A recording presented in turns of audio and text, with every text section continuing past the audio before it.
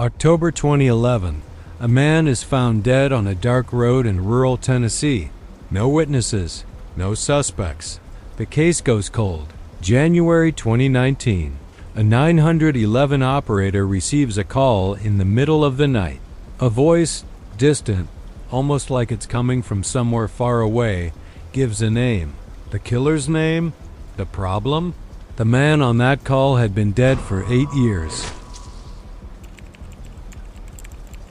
If you're new here, this is the channel where we break down the most disturbing, most unexplainable cases out there, the kind that stay with you long after you're done watching. Now I need to warn you, today's story is different. It starts as a true crime case, but where it goes, I honestly don't have an explanation for, and neither do the detectives who worked it. If you're not subscribed yet, now's the time. We're building something here. A community of people who aren't afraid to look at the cases everyone else ignores. So hit subscribe, hit the bell, and let's get into this. This is the story of Tommy Mercer, and the call that came from nowhere. I want you to imagine something. It's January 14th, 2019. The time is 3:47 in the morning. You're sitting in a dimly lit room at the Ashford County 911 Dispatch Center in rural Tennessee. It's been a quiet night. A couple of noise complaints, a minor fender bender on the highway, nothing unusual. The kind of shift where you're fighting to stay awake, counting down the hours until your replacement arrives.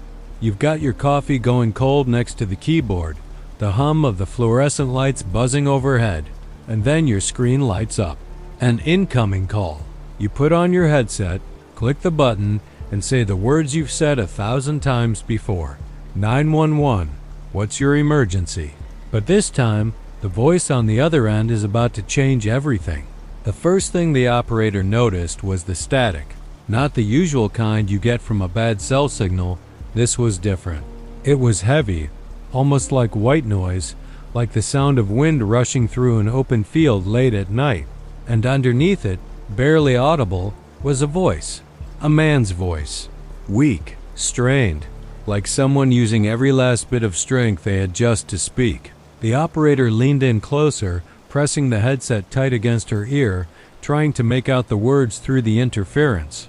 "Sir, can you hear me? What's your emergency?" she asked, her voice steady but urgent. For a moment, there was nothing but that strange, hollow static. And then the voice came through again, clearer this time, but still distant.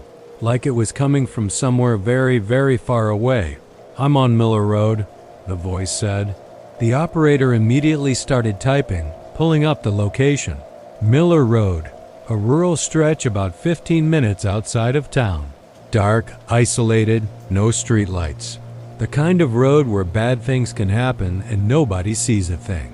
"Okay, sir, you're on Miller Road," she repeated, trying to keep him engaged. "Can you tell me what happened? Are you hurt?" There was a pause, more static. And then the voice spoke again, and what he said next made the operator stop typing. "He hit me," the man whispered. "It was Ray Dawson. He left me here," and then the line went dead, just like that. No click, no dial tone, just silence. The operator tried calling back immediately. Nothing. The number on her screen showed up as unavailable. No caller ID, no registered carrier, no traceable origin. She flagged the call as a priority and dispatched 2 units to Miller Road. Something about that voice, the way it sounded so weak, so desperate, she knew this wasn't a prank. This was real. Or at least, it felt real. The officers arrived at Miller Road within 12 minutes. They searched the entire stretch with flashlights and spotlights, checking every ditch, every culvert, every inch of that dark, empty road. They found nothing. No body, no injured person, no signs of an accident. No evidence that anyone had been there at all. They radioed back to dispatch. Miller Road was clear. There was no one there. Now here's where this story takes a turn that, honestly, I'm still trying to wrap my head around. When the officers returned to the station and filed their report, one of the senior deputies, a guy who'd been working in Ashford for over 20 years, looked at the address and went pale. He pulled the dispatch supervisor aside and asked her to repeat the location of the call. "Miller Road," she said, "about half a mile past the creek bridge." The deputy didn't say anything for a long moment. He just stood there, staring at the report like he'd seen a ghost. And then he said something that made everyone in that room stop what they were doing. "That's where we found the body." Back in 2011, that's exactly where Tommy Mercer was killed. The room went quiet. If you've never experienced that kind of silence, the kind where everyone's brain is trying to process something that doesn't make sense, it's hard to describe. The operator who took the call felt a chill run down her spine. She'd only been working dispatch for 3 years. She didn't know about Tommy Mercer. She didn't know about what happened on Miller Road 8 years ago. But she was about to find out, because that call, the call from a number that didn't exist, with a voice that sounded like it was coming from another world, that call was about to rip open a case that everyone in Ashford thought was buried for good. A case with no witnesses, no suspects, no answers, until now. The recording of that 911 call was saved in the system, as all calls are, and the next morning, it landed on the desk of Detective Dale Hutchins, a veteran investigator who'd been with the Ashford County Sheriff's Department for over 3 decades. Hutchins had seen a lot in his career: homicides, drug busts, missing persons cases that ended in tragedy. But when he pressed play on that recording and heard that voice, that weak, distant, desperate voice saying, it was Ray Dawson, something shifted in him. He recognized the location. He recognized the description. And even though he knew it was impossible, some part of him recognized the voice. Because Dale Hutchins was the lead detective on the Tommy Mercer case. The case that had haunted him for 8 years. The case he could never solve. But to understand what happened that night in 2019, to understand why that call shook Hutchins to his core, why it sent the entire department into a frenzy, and why it might just be the strangest piece of evidence in Tennessee criminal history, we need to go back, 8 years back, to a cold October night in 2011, to a man who was loved by everyone who knew him, a man who was walking home from work and never made it, a man whose death was ruled a hit and run, whose case went cold, and whose family never got the answers they deserved. This is where our story really begins. This is the story of Tommy Mercer. And I promise you, you're not ready for where this is going. Before we go any further, I need you to understand who Tommy Mercer was. Because in cases like this, in true crime, in cold cases, in stories about people who died too soon, it's so easy to forget that behind every case file, every police report, every statistic, there's a real person. Someone who had a life, a family, dreams, routines. Someone who woke up every morning not knowing that one day their name would end up in a folder marked unsolved. Tommy Mercer wasn't just a victim. He wasn't just a body found on a dark road. He was a son, a brother, a friend to damn near everyone in Ashford, Tennessee. And if we're going to tell his story, if we're going to understand why that 911 call 8 years later shook this town to its core, we need to start with who he really was. Thomas James Mercer was born on March 7, 1977, right there in Ashford. Never left. Grew up in a small house on the east side of town with his mother Eleanor, his father James, and his younger sister Beth. His dad worked at the lumber mill just outside of town, and his mom was a seamstress who did alterations out of their living room. They weren't rich, but they weren't struggling either. Just a solid working-class family in a town where everyone knew everyone. Tommy was the kind of kid who made friends easily. The kind of kid who'd give you his lunch if you forgot yours. Who'd stay after school to help a teacher clean up, who never seemed to have a bad word to say about anyone. By the time he graduated high school in 1995, there wasn't a person in Ashford who didn't know Tommy Mercer. And there wasn't a person who didn't like him. After high school, Tommy didn't have big plans to leave town or chase some dream in the city. That just wasn't him. He liked Ashford. He liked the people, the pace, the fact that you could walk into any store and someone would know your name. So he got a job at Rusty's Tavern a local bar on Main Street that had been there since the 1960s, and he never looked back. Started as a barback, washing glasses and restocking bottles. Within 2 years, he was behind the bar full time. And for the next 10 years, that's where you'd find Tommy Mercer, 6 nights a week, pouring drinks, cracking jokes, listening to people's problems like he was getting paid to be their therapist. The regulars loved him. The owner trusted him with everything. Rusty's wasn't just his job. It was his second home.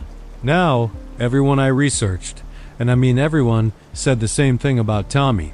He didn't have enemies. And look, in true crime, when everyone says that about a victim, it usually means nothing. People say that all the time, and then you dig a little deeper and find out the victim owed money to the wrong people, or had a secret life, or was involved in something shady. But in Tommy's case, they were right. The man genuinely had no enemies, no drama, no beef with anyone. He wasn't into drugs, didn't gamble, didn't run with any bad crowds. He paid his bills on time, helped his neighbors when they needed it, and spent his days off either fishing at the lake or helping his mom around the house. If you asked anyone in Ashford to name someone who might want to hurt Tommy Mercer, they'd look at you like you were crazy.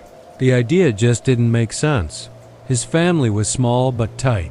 His father James passed away in 2003 from a heart attack, hit the whole family hard. Especially Tommy, who'd always looked up to his dad. After that, Tommy became the man of the house in a lot of ways.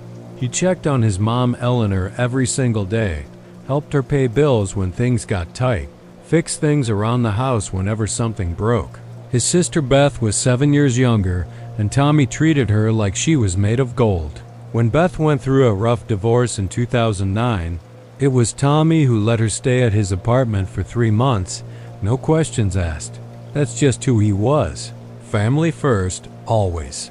Eleanor used to tell people that Tommy was the glue that held them together after James died. Without him, she didn't know how they would have made it through. By 2011, Tommy was 34 years old, still single, though he'd had a few relationships over the years. Still working at Rusty's, still living in the same small apartment he'd rented since his mid-20s. Some people might look at that and think his life was small, uneventful. But Tommy didn't see it that way. He was happy, content. He had his routine, work, family, fishing, the occasional poker night with friends, and that was enough for him. He wasn't chasing anything. He wasn't running from anything. He was just living. And in a world where everyone's always trying to be somewhere else, be someone else, there's something kind of beautiful about that. Tommy Mercer knew who was. And he was okay with it. More than okay. He was at peace. October 14th, 2011. It was a Tuesday, one of the slower nights at Rusty's, but Tommy didn't mind. He actually liked the quiet shifts. Gave him time to chat with the regulars, wipe down the bar properly, maybe catch a few minutes of the game on the TV in the corner. That night, he worked his usual shift. Clocked in at 4 p.m., clocked out just after midnight. Nothing unusual. Nothing out of the ordinary. He said goodbye to the last few customers, told the owner he'd see him Thursday, and grabbed his jacket from the back room. Tommy didn't have a car. Never saw the need for one in a town this small. So he walked to work and walked home, same route every night. Down Main Street, left on Oak, then the shortcut through the field that connected to Miller Road. 20-minute walk tops. He'd done it 1,000 times. October 14th, 2011. Tommy finishes his shift, says goodbye to the regulars, and walks out the back door of Rusty's Tavern. The air is cool, the sky is clear, and the streets are empty the way they always are after midnight in a small town. He starts walking, same route as always. Down Main Street, left on Oak, through the field, onto Miller Road. No one in that bar knew, not the regulars, not the owner, not the busboy who waved at him on his way out, that they'd never see Tommy Mercer alive again. Somewhere on that dark stretch of Miller Road, something happened. Something terrible. And by the time the sun came up the next morning, Tommy's body would be lying in a ditch on the side of the road. And Ashford would never be the same. October 15th, 2011, 6:47 in the morning. The sun was just starting to come up over Ashford, painting the sky in shades of orange and pink. Harold Benson, a 67-year-old farmer who'd worked the same piece of land for over 4 decades, was driving his pickup truck down Miller Road like he did every single morning, heading to check on his cattle in the north pasture. Harold had driven that road thousands of times. He knew every curve, every pothole, every stretch where the asphalt got rough. But that morning, something caught his eye. Something on the side of the road, just past the old creek bridge. At first, he thought it was a deer. Roadkill wasn't unusual out here. But as he got closer, he realized it wasn't an animal. It was a person. Harold pulled over, got out of his truck, and walked toward the figure lying in the ditch. And that's when his whole world stopped. The body was face down in the dirt, about 3 feet off the road. A man wearing jeans, a dark jacket, and work boots. Harold didn't need to check for a pulse to know he was dead. The way the body was positioned, the unnatural angle of the head, the stillness of it all. He'd seen death before, on the farm, in his family. He knew what it looked like. Harold ran back to his truck, hands shaking, and grabbed his cell phone. He dialed 911, his voice barely steady enough to get the words out. "There's a body on Miller Road," he said, past the creek bridge. I think someone's been hit by a car."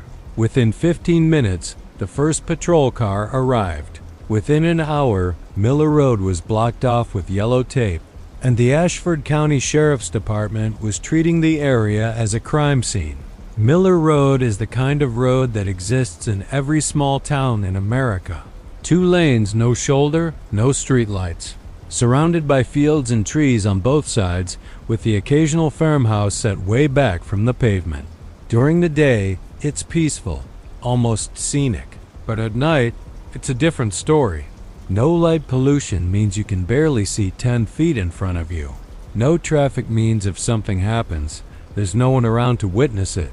It's the kind of place where bad things can happen and nobody sees a thing. That's what made this case so difficult from the very beginning. Tommy Mercer was found on one of the most isolated stretches of road in the entire county. No cameras. No houses within earshot. No witnesses. Just darkness, silence, and a body in a ditch. The coroner arrived around 9 a.m. and conducted a preliminary examination at the scene. Cause of death: severe cranial trauma, consistent with being struck by a vehicle at high speed. There were abrasions on Tommy's hands and arms. Defensive wounds maybe, or injuries from being thrown by the impact. His injuries suggested he was hit from behind while walking on the side of the road, likely never saw it coming. The coroner estimated time of death somewhere between midnight and 2 a.m., which lined up with when Tommy would have been walking home from Rusty's. There was no ID on the body. His wallet was missing, which initially made police consider robbery as a motive, but his watch was still on his wrist. His keys were still in his pocket. If someone robbed him, they only took the cash. That detail never quite added up. Detective Dale Hutchins was assigned as lead investigator on the case. He arrived at the scene around 10 a.m., took one look at the body, and felt his stomach drop. He recognized Tommy immediately. Everyone in Ashford knew Tommy. Hutchins had been to Rusty's plenty of times. Sat at the bar, had Tommy pour him a beer after a long shift. Now here he was, looking at Tommy's broken body on the side of a road, trying to figure out who did this and why. Hutchins ordered his team to search the entire area, every inch of Miller Road, a quarter mile in each direction. They were looking for skid marks, tire tracks, paint chips, broken glass, anything that might tell them what kind of vehicle was involved. They searched for hours. They found almost nothing. A few faint tire impressions in the dirt that could have come from any truck or SUV in the county. No paint transfer on the body. No debris from a broken headlight. Whoever hit Tommy either got lucky or knew exactly what they were doing. The news spread through Ashford like wildfire. By noon, everyone knew. Tommy Mercer, the bartender from Rusty's, the guy who knew everyone's name, The man who never had a bad word to say about anyone was dead. Hit and run. Found on Miller Road. The town went into a kind of collective shock. People gathered outside Rusty's, leaving flowers and candles by the door. The regulars couldn't believe it. The owner had to close the bar for 3 days because he couldn't stop crying long enough to work. Eleanor, Tommy's mother, had to be sedated by a doctor after she heard the news. His sister Beth drove in from Nashville and didn't leave her mother's side for 2 weeks. This wasn't just a crime. This was a wound. A deep, painful wound that cut through the entire community. Everyone wanted answers. Everyone wanted justice. But the police had almost nothing to go on. The investigation went on for weeks. The police did everything right. I want to be clear about that. They canvassed the neighborhood, knocked on every door within a mile of Miller Road, asked if anyone saw or heard anything that night. Nothing. They pulled records from Rusty's to see who was at the bar the night Tommy died, interviewed every single person who'd been there. Nothing suspicious. They checked local body shops to see if anyone had brought in a vehicle with front end damage. Nothing. They even brought in a specialist to analyze the tire impressions they found, hoping to narrow down the make and model of the vehicle. The results were inconclusive, could have been a dozen different trucks or SUVs. Every lead they chased turned into a dead end. Every thread they pulled unraveled into nothing. Sometimes that's just how it goes.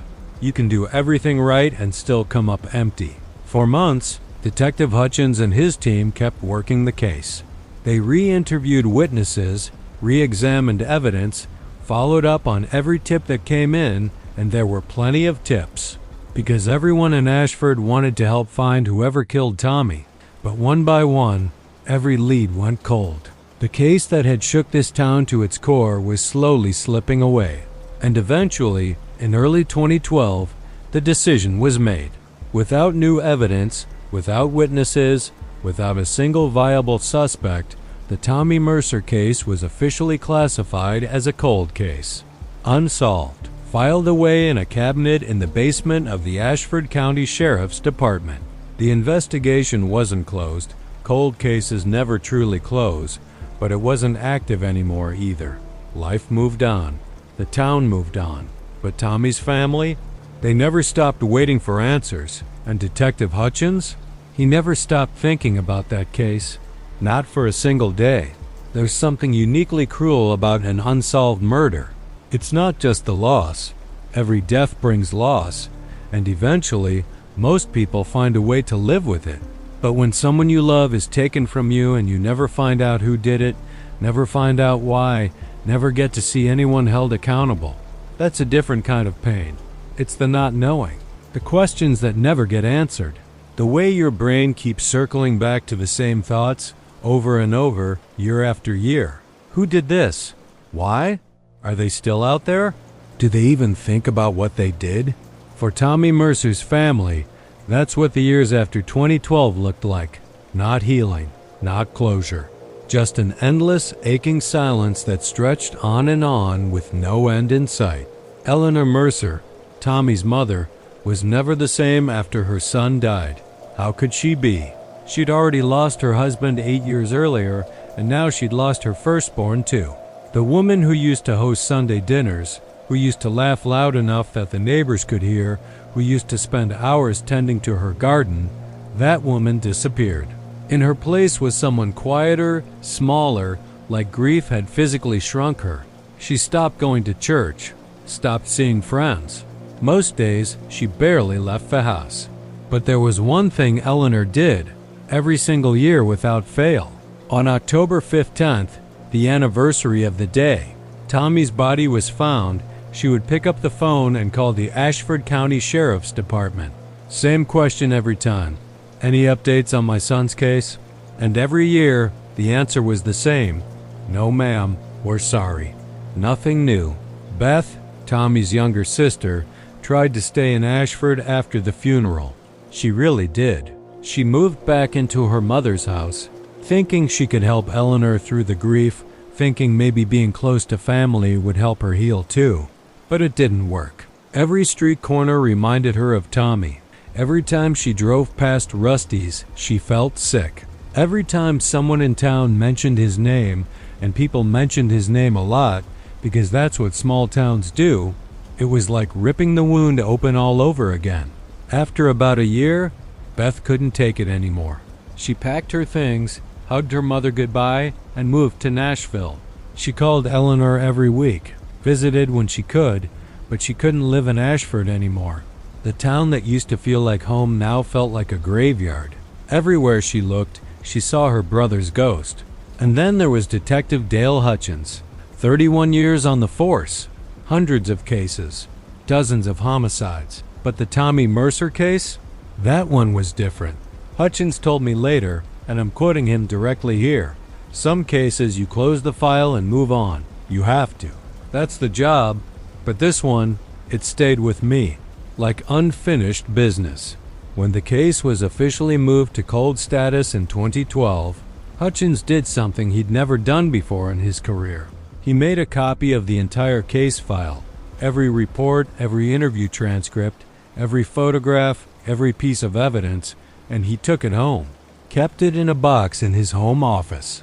He'd pull it out sometimes, late at night when he couldn't sleep, and go through it again, looking for something he missed, some detail that might crack it open. He never found it. But he never stopped looking either. 8 years is a long time. Think about everything that can change in 8 years. People get married, have kids, get divorced, people move away, come back, build new lives. Businesses open, businesses close. The world keeps spinning, and life keeps moving forward whether you're ready or not. That's what happened in Ashford. The town moved on. It had to. New families moved in who'd never heard of Tommy Mercer. Rusty's Tavern got new regulars who didn't know the old bartender. The memorial plaque they put up on Miller Road started to fade from sun and rain. Time has a way of smoothing over even the sharpest edges. The pain doesn't go away, it just gets buried under layers of ordinary life. But underneath all of it, for some people, the wound was still fresh, still bleeding, still waiting. Eleanor kept calling. Every October 15th, like clockwork. The dispatchers at the sheriff's department knew her by name. Some of the newer deputies would ask, "Who's the lady who calls every year about the hit and run?" And the older ones would explain. They'd tell them about Tommy, about the case that was never solved, about the mother who refused to let her son be forgotten. It became part of the department's unofficial history, a reminder that behind every cold case file, there's a family still waiting, still hoping, still praying that someday, somehow, the phone will ring with good news. For Eleanor Mercer, that call never came. Year after year, the answer was always the same. "No, ma'am, nothing new. We're sorry." 8 years of silence. 8 years of nothing. And then, January 14th, 2019. For 8 years, the Tommy Mercer case sat in that basement cabinet, collecting dust. For 8 years, Eleanor Mercer lived in a kind of suspended grief, unable to move forward, unable to let go. For 8 years, Beth tried to build a new life in Nashville while carrying the weight of her brother's unsolved death. For 8 years, Detective Hutchins kept that box in his home office, pulling it out on sleepless nights, hoping maybe this time he'd see something he missed. And for 8 years, whoever killed Tommy Mercer walked free, lived their life. Maybe slept just fine at night, maybe didn't. But they were out there somewhere, thinking they'd gotten away with it, thinking the past was buried for good. They were wrong. Now remember that 911 call I told you about at the beginning of this story? The one that came in at 3:47 in the morning from a number that didn't exist, with a voice that sounded like it was coming from somewhere far away? We're about to go back to that night, back to that dispatch center. Back to that recording that made a veteran detective's blood run cold. I've told you about Tommy. I've told you about his family, his life, his death. I've told you about the 8 years of silence that followed.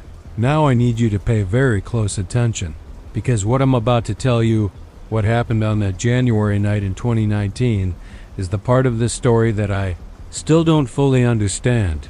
And honestly, I'm not sure anyone ever will. January 14th, 2019, Let's go back to that night. I already told you about the call at the beginning of this story. But now that you know who Tommy Mercer was, now that you understand the weight of what happened on Miller Road 8 years earlier, I need to walk you through it again, in detail, because the details matter here. The details are what turn this from a strange coincidence into something that defies explanation.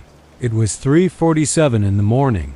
The dispatch center was quiet, the way it always is in the dead hours between midnight and dawn. Sarah Chun, the operator on duty that night, had been working at the Ashford 911 center for 3 years. She'd taken thousands of calls, domestics, accidents, overdoses, the occasional prank. She thought she'd heard it all. She was wrong. The call came in like any other. The screen lit up, the line connected. And Sarah said the words she'd said 10,000 times before. 911, what's your emergency? But instead of a voice, she heard static. Not normal static. This was heavier, thicker, like the sound of wind rushing through an open space. Like white noise mixed with something else, something she couldn't quite identify. She waited a few seconds, thinking maybe it was a bad connection. Hello? This is 911. Can you hear me? Still nothing but that strange, hollow sound. She was about to disconnect. They get dead calls sometimes, butt dials, technical glitches, when she heard it. A voice, faint, distant, like someone calling out from the far end of a very long tunnel. I've listened to a lot of 911 calls researching cases over the years. Hundreds of them, maybe thousands. They all have a certain quality to them: urgency, fear, desperation. But this one is different. There's something about the audio that's hard to describe. The way the voice sounds far away, almost like it's coming through layers of something. Like there's a barrier between the caller and the operator, and the words are barely making it through. When I first heard the recording, it gave me chills. Not because of what was said, I'll get to that, but because of how it sounded. It didn't sound like a normal phone call. It sounded like a transmission from somewhere else entirely.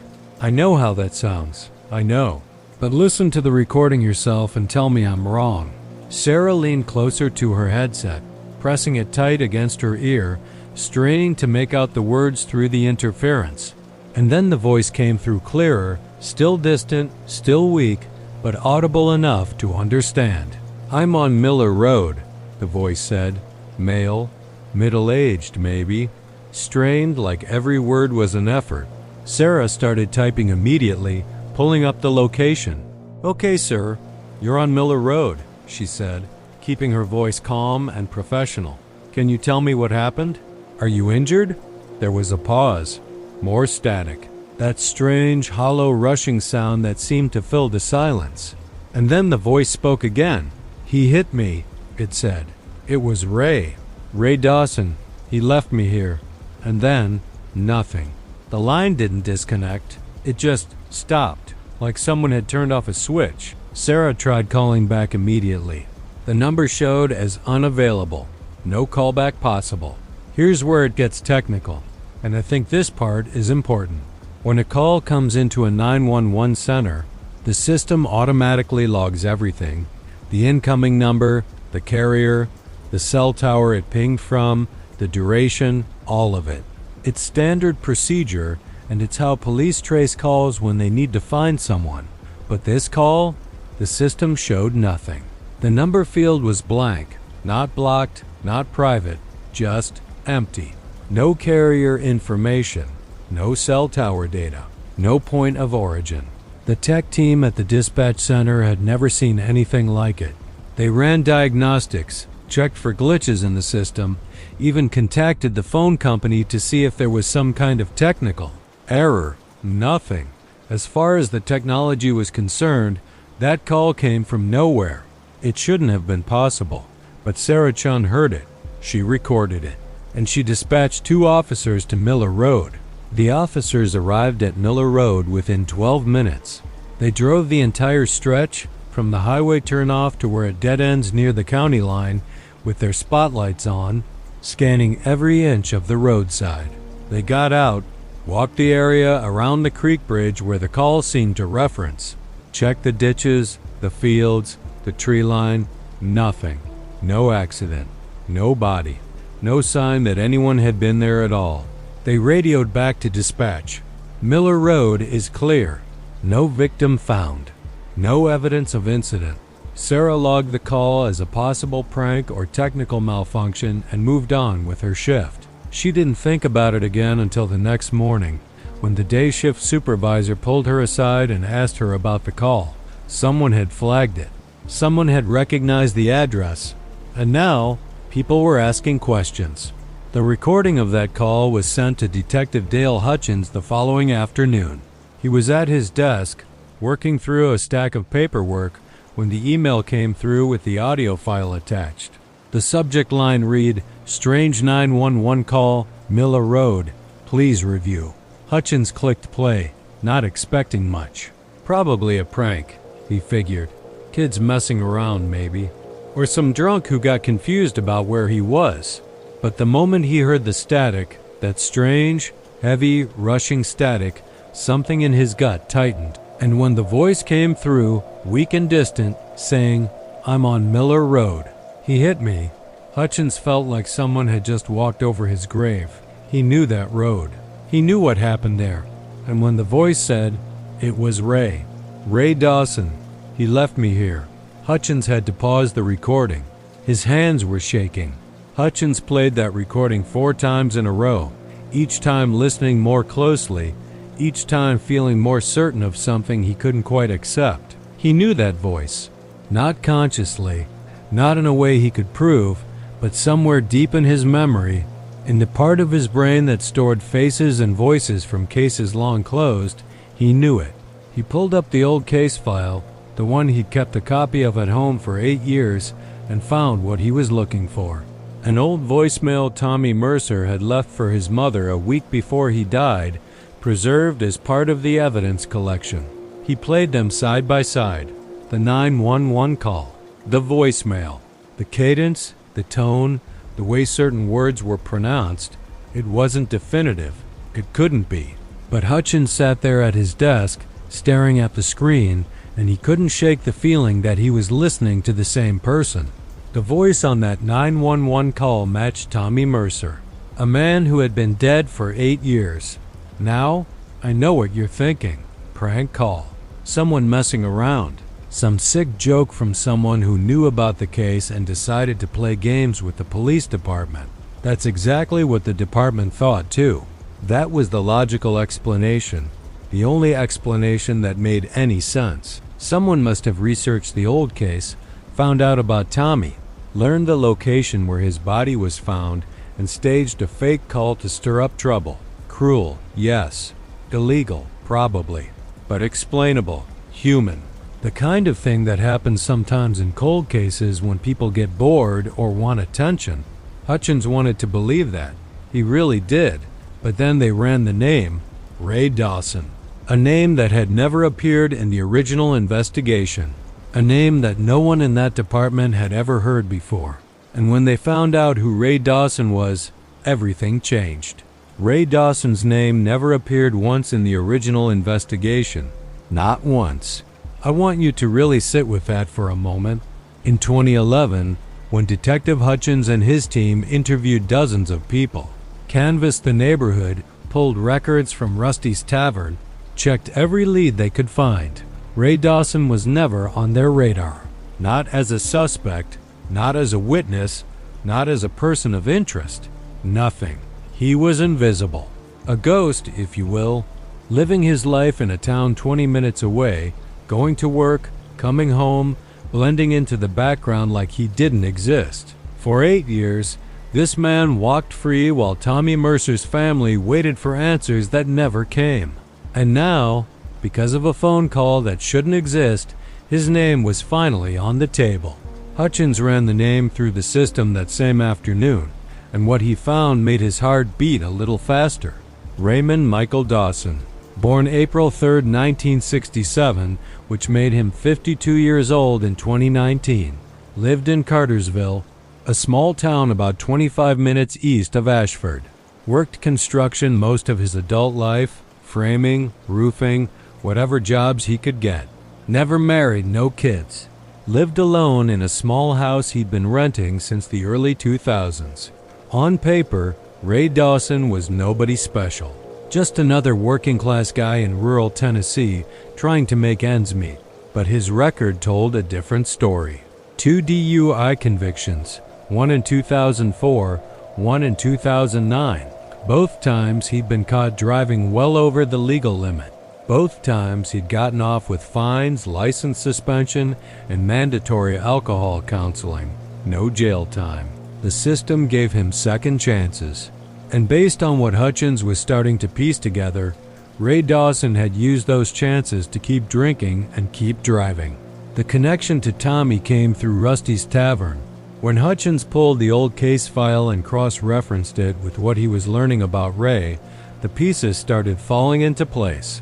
Ray wasn't a regular at Rusty's, not in the sense that he came in every week and knew everyone by name, but he'd been there multiple times. The bar was only a 20-minute drive from Cartersville, and it was the kind of place where working men went to drink cheap beer and watch the game. Hutchins found credit card records showing Ray had paid tabs at Rusty's at least a dozen times between 2009 and 2011. He would have crossed paths with Tommy. Maybe they talked. Maybe they didn't. But Ray knew that bar. He knew the area. And he knew the roads between Rusty's and his home in Cartersville. Roads that went right past Miller Road. But here's where it gets interesting. Hutchins dug deeper into the night of October 14, 2011, the night Tommy died. He pulled Rusty's records again, this time looking specifically for Ray Dawson's name. And there it was. A credit card transaction at 10:47 p.m. Ray was at Rusty's that night. The same night Tommy finished his shift, walked out the back door, and never made it home. Hutchins felt that familiar tightness in his chest, the feeling he got when a case was starting to break open.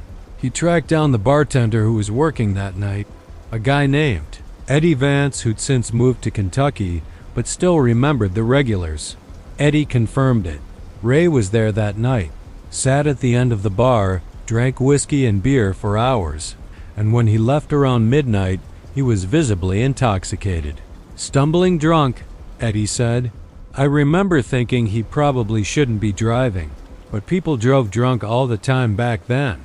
I didn't think much of it. The truck is the key here. I need you to understand this part, because it's what turned Ray from a person of interest into a prime suspect. In 2011, Ray Dawson owned a 2003 Ford F-150 dark blue. Crew cab, the kind of truck you see everywhere in rural America. He'd had it for years. But 3 weeks after Tommy Mercer's death, 3 weeks, Ray sold that truck.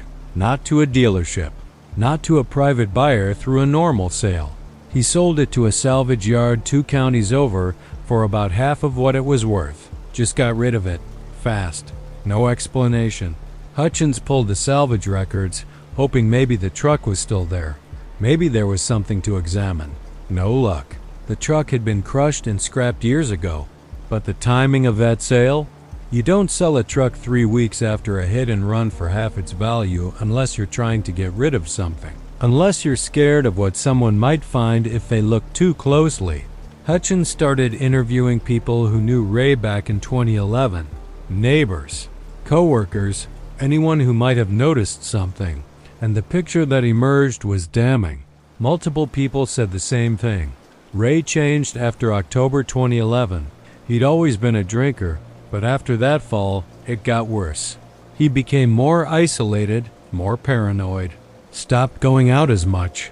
One neighbor, an older woman named Patricia, who lived 2 houses down, remembered it clearly.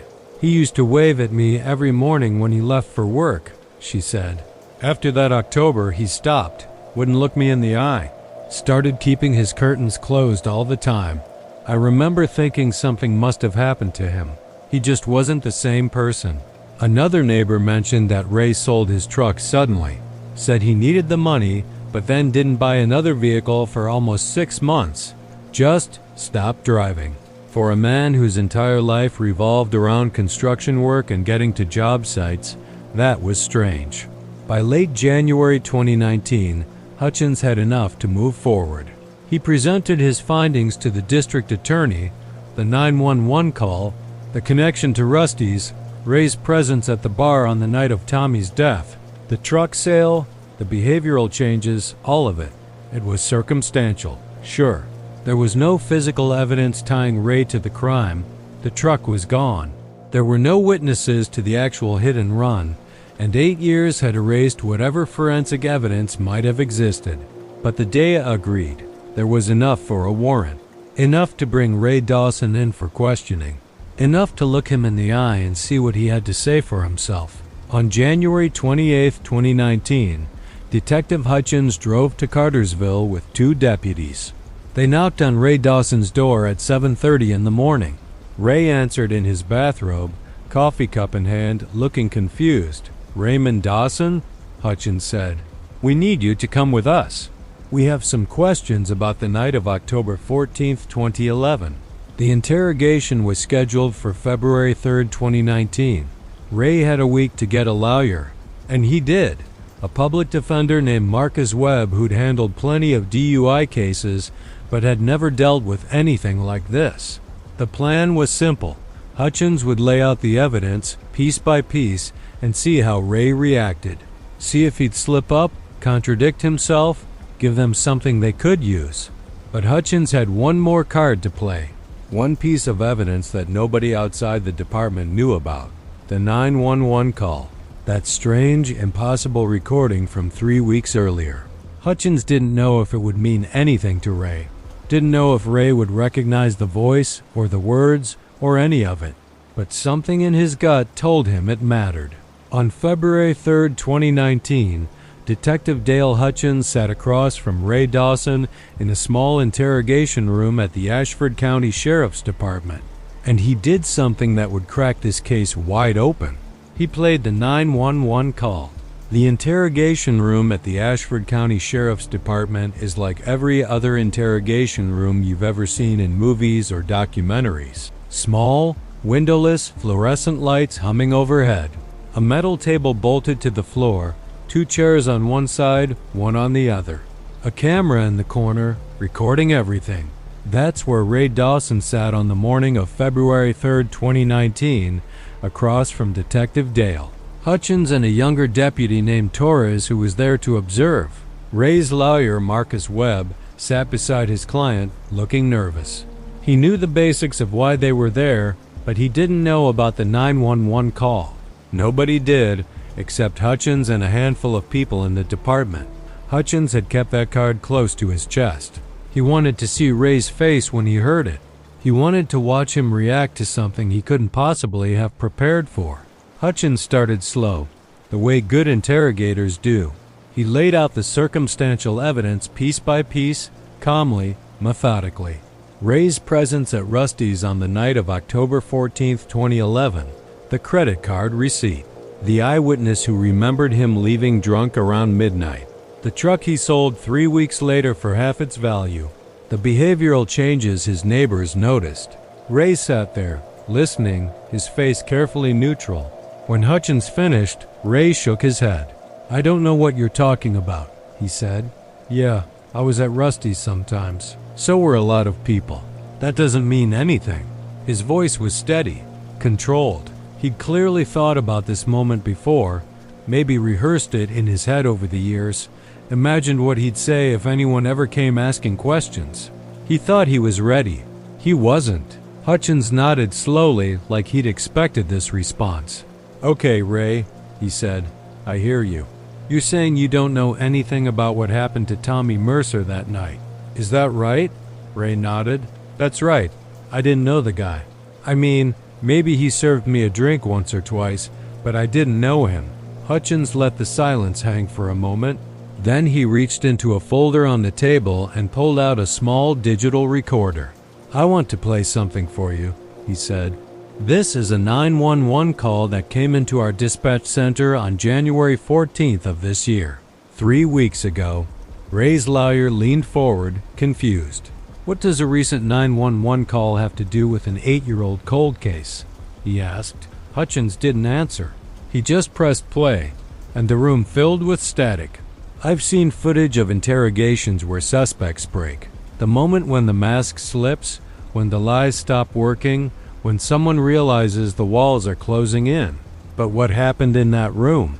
Hutchins described it to me later as watching a man realize he couldn't run from this anymore. When the recording started, that strange, heavy static filling the small room, Ray's expression didn't change. He looked confused, maybe, uncertain. But when the voice came through, that weak, distant voice saying, "I'm on Miller Road," he hit me. Something shifted. Ray's face went pale. His jaw tightened. And when the voice said, it was Ray Dawson. "He left me here." Ray stopped breathing. Literally stopped breathing. For a good 5 seconds, he sat there frozen, like someone had just poured ice water down his spine. His lawyer was saying something, objecting, asking what this was supposed to prove. But Ray wasn't listening. Ray was staring at that recorder like he'd just seen a ghost. The recording ended. Silence.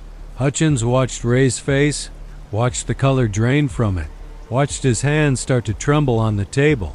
"Ray," Hutchins said, his voice calm but firm. "Do you want to tell me about that night?" Ray didn't answer. His breathing had gotten shallow, rapid. His eyes were wet. His whole body was shaking now, not dramatically, but visibly, like something inside him was coming apart. His lawyer put a hand on his arm, told him not to say anything, reminded him of his rights. But Ray wasn't listening to his lawyer. He was somewhere else. 8 years in the past, on a dark road, behind the wheel of a truck, with a bottle of whiskey in his system and a man's body disappearing in his rearview mirror. When he finally spoke, his voice cracked. I didn't mean to." And then he broke down. Completely. Utterly. The kind of crying that comes from somewhere deep, years of guilt, years of fear, years of pretending it didn't happen, all of it pouring out at once. The confession came in pieces, between sobs, over the next hour. Ray told them everything. He'd been at Rusty's that night, drinking alone, trying to forget about a job he'd lost earlier that week. He had way too much. Whiskey, beer, shots, more than he should have. When he left around midnight, he knew he shouldn't be driving, but he did anyway. He always did. He took the back roads to avoid the highway, figured there'd be less chance of running into cops. Miller Road was dark, no streetlights. He was going too fast, not paying attention, fumbling with the radio. He didn't see Tommy until it was too late. Just a shape in the darkness, a split-second glimpse, and then the impact, the sound. That horrible, unforgettable sound. Ray pulled over a quarter-mile down the road, shaking, terrified. He got out, looked back, saw the body in the ditch. And then he panicked. He got back in his truck and drove home. He didn't sleep that night, or the night after. He kept waiting for the police to show up at his door, kept expecting to see his face on the news as a wanted man. But the days passed and nothing happened. No knock on the door, no warrant, no questions. He realized, slowly, that no one had seen him. No one knew. He sold the truck 3 weeks later, told himself it was because he needed the money, but really, he couldn't stand to look at it anymore. Every time he saw that front bumper, he thought about what it had done. He stopped going to Rusty's, stopped going out much at all, started drinking at home instead, alone, trying to drown the memories. For 8 years, he lived with it. The guilt, the nightmares, the constant gnawing fear that someday, somehow, it would catch up to him. When asked why he confessed, Ray said something that stuck with me. "I always knew it would catch up to me. I just didn't think it would be like this." Ray Dawson was arrested that afternoon and charged with vehicular homicide and leaving the scene of a fatal accident. He was held without bail, deemed a flight risk given the 8 years he'd spent avoiding accountability. The news spread through Ashford within hours. Tommy Mercer's case, the case everyone thought would never be solved, had been cracked. The man responsible was finally in custody. Eleanor Mercer got the call that evening. Detective Hutchins delivered the news himself, drove to her house, sat in her living room, and told her they'd found the man who killed her son. She didn't say anything at first, just sat there, tears streaming down her face, holding the same photograph of Tommy she'd kept on her mantle for 8 years. "Thank you," she finally whispered. "Thank you for not giving up on him." After 8 years, Eleanor Mercer finally had her answer. The man who killed her son was going to face justice. The case was closed. Ray Dawson was convicted. Tommy's family finally had closure. But there's still one question that no one, not Hutchins, not the FBI analyst they brought in, not anyone, has been able to answer. Ray Dawson pleaded guilty in June of 2019. He was sentenced to 12 years in prison for vehicular homicide and leaving the scene of a fatal accident. It wasn't life. It wasn't the maximum. But for Eleanor Mercer, for Beth, for everyone who knew and loved Tommy, it was enough. It was accountability. It was an answer to the question that had haunted them for 8 years. Who did this, and why did they get away with it? The why was simple. A drunk man on a dark road. A moment of cowardice. A decision to run instead of face what he'd done. The who was Ray Dawson, now sitting in a Tennessee state prison, finally paying for what he did that October night in 2011. The case was closed. Justice, delayed by almost a decade, had finally been served. But here's the thing about this story, and the reason I've been thinking about it ever since I first heard it. The case might be closed, but the mystery? The mystery is still wide open. Let's go back to that 911 call. The call that started everything. The call that broke open a cold case that everyone thought would never be solved. In the months after Ray's arrest, the Ashford County Sheriff's Department brought in experts to analyze the recording. They wanted answers. They needed answers. Because what happened that night didn't make any sense, and cops don't like things that don't make sense. The first thing they looked at was the technical side, the phone number, the origin of the call, the carrier information. They brought in specialists from the FBI's Digital Forensics Unit, people who trace calls for a living, who can track a phone signal across continents if they need to. They found nothing. The call came from a number that doesn't exist, not disconnected, not blocked, not spoofed. It simply doesn't exist in any phone system, any carrier database, any record anywhere. As far as the technology is concerned, that call came from nowhere. Then they analyzed the voice. This is where it gets really strange. The FBI brought in an audio forensics expert, a guy who's testified in dozens of federal cases, who specializes in voice comparison and authentication. They gave him 2 recordings, the 911 call from January 2019, and the voicemail Tommy Mercer left for his mother a week before he died in 2011. Expert ran every test he had. Spectral analysis, pitch comparison, speech pattern matching, all of it. His conclusion? The voices were consistent, not identical. He couldn't say with certainty they were the same person, because the audio quality of the 911 call was too degraded, too full of that strange static. But the cadence, the tone, the way certain words were pronounced, consistent, compatible, within the range of what you'd expect if the same person made both recordings. Let me say that again.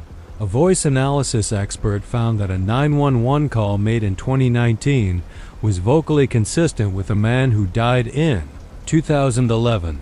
They also looked for signs of manipulation, deepfakes, audio splicing, some kind of hoax where someone used old recordings of Tommy's voice to create a fake call. The expert found nothing.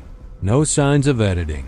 No digital artifacts that would indicate the audio had been altered or constructed. The recording was clean, well, as clean as something could be with all that static. If someone faked that call, they did it in a way that left absolutely no trace, using technology that the FBI's own experts couldn't identify. And here's the other thing. Who would do that? Who would have access to recordings of Tommy Mercer's voice? Who would know about Ray Dawson, a name that never appeared in any public record related to the case? Who would go through all that trouble to stage a hoax and then never take credit for it, never reveal themselves, never explain how they did it? None of it adds up. None of it makes sense. Sarah Chun, the 911 operator who took the call that night, still works at the Ashford Dispatch Center. When investigators interviewed her about the call, she described it as different from anything I've ever heard. She's taken thousands of calls in her career: car accidents, heart attacks, domestic violence, people dying on the line while she tried to get help to them. She knows what distress sounds like. She knows what fear sounds like. But this call, she said, didn't sound like any of those things. It sounded distant, removed, like the voice was coming from somewhere very far away, pushing through some kind of barrier just to be heard. I've never been a superstitious person, she told investigators, but when I heard what that call led to, when I found out about Tommy Mercer and everything that happened, I didn't know what to think anymore. I still don't. She asked not to be interviewed further, said she'd rather not talk about it. Some things, she said, are better left alone. Detective Dale Hutchins retired 6 months after Ray Dawson's conviction. 31 years on the force, and the Tommy Mercer case was his last. When I spoke to him for this story, and yes, I did reach out because I needed to hear it from him directly, he was thoughtful, careful with his words. He didn't want to sensationalize anything, didn't want to turn Tommy's death into some kind of ghost story for entertainment. But when I asked him about the call, about what he thought really happened that night, he was quiet for a long moment. And then he said something I'll never forget. I've been a cop for 31 years. I've seen things that would keep most people up at night. I've learned to trust evidence, trust facts, trust what I can see and prove. I don't believe in ghosts. Never have. But I can't explain what happened with that call. I've tried. I've gone over it 100 times in my head, and I can't explain it. All I know is Tommy got justice. However it happened, whatever that call was, it gave us what we needed to put the right man behind bars. And maybe that's all that matters.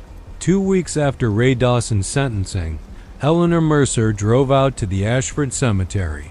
It was a sunny afternoon, the kind of day Tommy would have spent fishing at the lake. She brought flowers, yellow roses, his favorite, and she sat beside his grave for over an hour. She didn't say much, just sat there, looking at the headstone, at the name carved in stone. Thomas James Mercer, 1977 to 2011, beloved son and brother. Beth came with her, stood a few feet back, giving her mother space. When Eleanor finally stood up to leave, she placed her hand on the headstone and whispered something. Beth couldn't hear what it was, but she said her mother looked different when she walked back to the car. Lighter, somehow, like a weight she'd been carrying for 8 years had finally been lifted. I don't know if I believe Tommy somehow reached out from wherever he is, Beth told me later, but I know my mother needed closure, and she got it. However it happened, she got it. I'm not here to tell you what to believe. I'm not going to say this was a ghost, or some glitch in the system, or divine intervention, or a hoax so elaborate that the FBI couldn't detect it. I don't know what it was. I've spent weeks researching this story, talking to the people involved, listening to that recording more times than I can count, and I still don't have an answer. What I do know is this: a man was killed on a dark road in 2011. His case went cold. For 8 years, his family had no answers, no justice, no peace. And then, one night in January 2019, a call came from nowhere, from a number that doesn't exist, in a voice that matched a dead man's, and gave police everything they needed to solve it. Some stories have clean endings. This one doesn't, and maybe that's okay. Maybe some things aren't meant to be explained. Maybe some questions are meant to stay unanswered. Or maybe, just maybe, some calls are meant to be answered. If this story stuck with you, subscribe. I cover cases like this every week. The ones that don't make sense, the ones that keep you up at night, the ones that make you question everything you thought you knew about how the world works. Hit that subscribe button, hit that bell so you don't miss the next one. And if you've got a case you think I should look into, something strange, something unexplained, something that doesn't add up, drop it in the comments. I read every single one. I'm Gnome Host. Thanks for watching. And remember, some calls are meant to be answered.